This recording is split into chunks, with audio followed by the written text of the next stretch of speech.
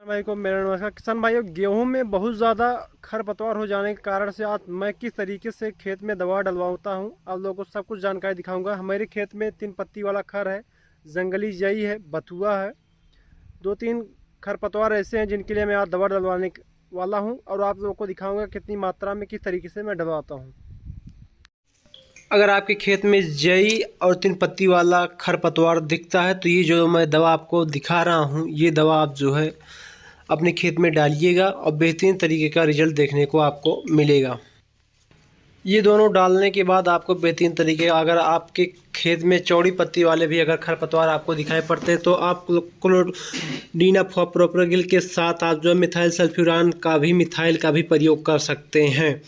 किसान भाई, हमारे किसान भाई जो इसकी मात्रा जो करते हैं, कम से कम इसको आपको 200 लीटर पानी प्रति एकड़ के हिसाब से आप डाल सकते हैं। यहाँ पे हर जगह पे बीघा में अंतर होता है, इसलिए आप जब भी दवा डालें तो अपने यहाँ जो आपके जहाँ से आप दवा खरीदें वहाँ से उनसे पूछ लें, पता कर लें कि किस तरीके से आपने यहाँ बीघा पड़ता है, क्योंकि हर जगह बीघा 25 बिस्से का होता है, 20 बिस्से का होता है, 15 बिस्से का होता है। उस हिसाब से अपने अनुसार से डाल सकते हैं। अगर आप ज़्यादा मात्रा में डालने की कोशिश करेंगे तो आपके खेत में जो है आपके फसल पे भी असर दिखाएगा। जैसे गेहूँ की फसल हो तो वहाँ पर आपको असर देखने को मिलेगा।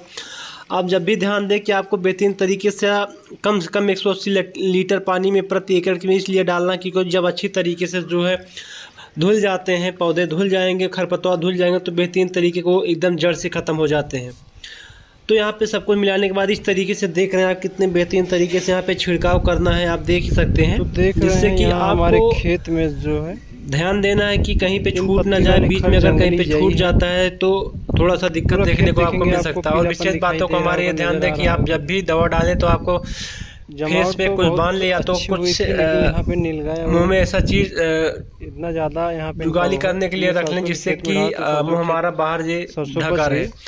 अब बेहतरीन तरीके आप देखें खेत में पूरा पीलापन है, क्योंकि इस खेत में हमने 2 बार अब बार अपने खेत में प्रैक्टिकल किया है कि एक में खाद डाल के सिंचाई की है, एक में खाद डाल बिना डाले सिंचाई की है। इसको खाद इसमें नहीं डालें, इसमें सिंचाई कर दें, उसके बाद इसमें दवा छिड़काव करने के बाद यहाँ पे हम जिंक सल्फेट और प्लस यूरिया का छिड़काव करने वाले हैं।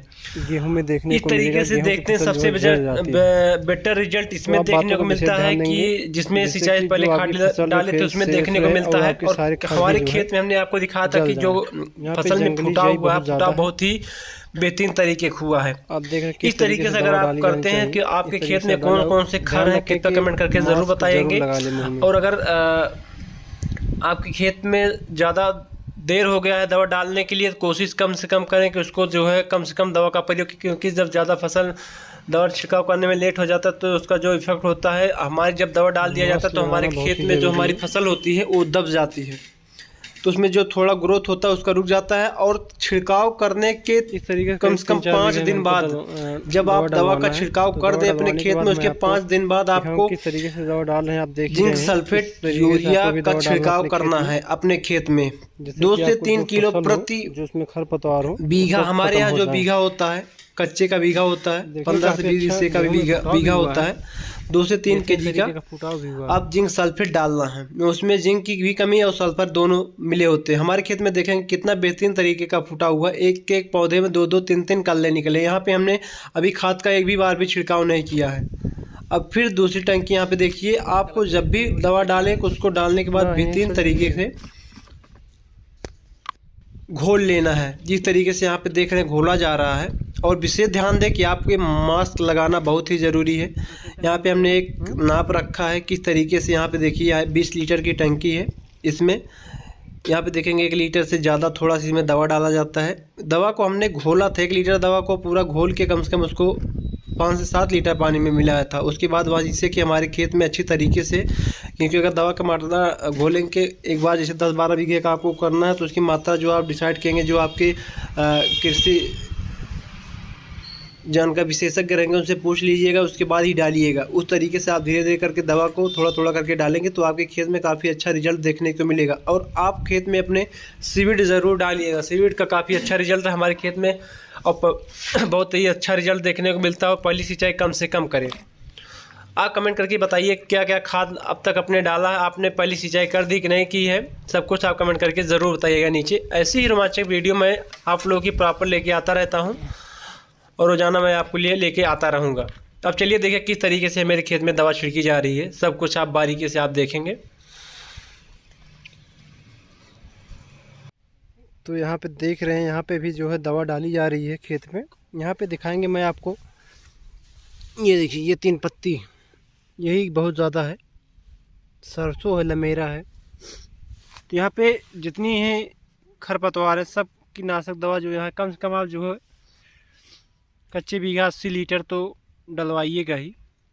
80 लीटर पानी में 4 टंकी, बेहतरीन तरीका। थोड़ा थोड़ा ज़्यादा मात्रा में दवा मत डलवाइए, जिससे कि अच्छे तरीके से जो खर हैं वो अच्छे तरीके से भीग जाए पानी में, जिससे कि उनका रिजल्ट काफ़ी अच्छा देखने को मिले आपके खेत में।